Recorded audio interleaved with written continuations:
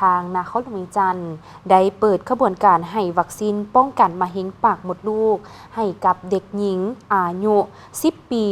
ซึ่งในนี้แมนจะมีเป้าหมายตัวจริงในการให้วัคซีนในจำนวน 8,023 คน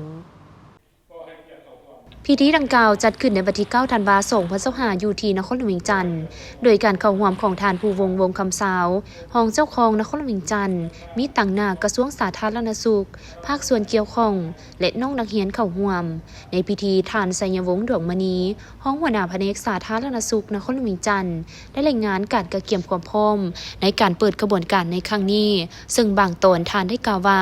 แต่ละปีมีแม่หญิงหลายร้อยคนในสาธารณรัฐประชาธิปไตยปสสลาวที่เสียชีวิตย้อนมะเร็งปากมดลูกวัคซีนกันมะเร็งปากมดลูกที่สาธารณรัฐประชาธิปไตยปสสลาวนำใช้ในปัจจุบันสามารถป้องกันได้4สายพันธุ์คือ6 11 16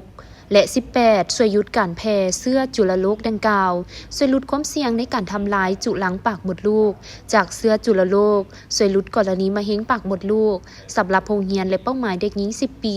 ที่จะได้รับวัคซีน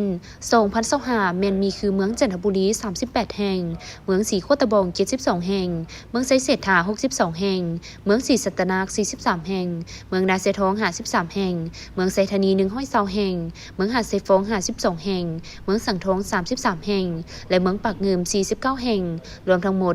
473แห่งจำนวนเป้าหมายตัวจริง 8,023 คนโอกาสนี้ท่านผู้วงคำสาวได้กล่าวเปิดขบวนการดังกล่าวว่าก่อนอื่นแสดงความชมเชยมายังองค์การการจัดตั้งสากลเป็นต้นองค์การอนามัยโลกและองค์การกาวีที่ให้การสนับสนุนพิธีเปิดขบวนการครั้งนี้ดังพอดีพวกเฮาฮู้นำกันแล้วว่าอยู่ในลาวยังมีแม่หญิงประมาณ320คนเป็นมะเร็งปากมดลูกในแต่ละปี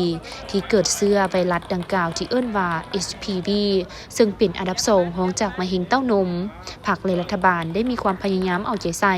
ในการรักษาสุขภาพให้แก่แม่หญิงเพื่อให้แม่หญิงได้เข้าถึงการเบิ่งแยงสุขภาพที่ถูกต้องและจำเป็นเอาวัคซีนกันมะเร็งปากมดลูกเข้ามาในตารางให้วัคซีนแห่งชาติเพื่อซักให้แก่เด็กหญิงอายุ10 ปีในทั่วประเทศเริ่มแต่ปี2020จนฮอดปัจจุบันทั้งนี้ก็เพื่อลดพรอัตราการเจ็บเป็นและการตายของแม่หญิงในแต่ละปี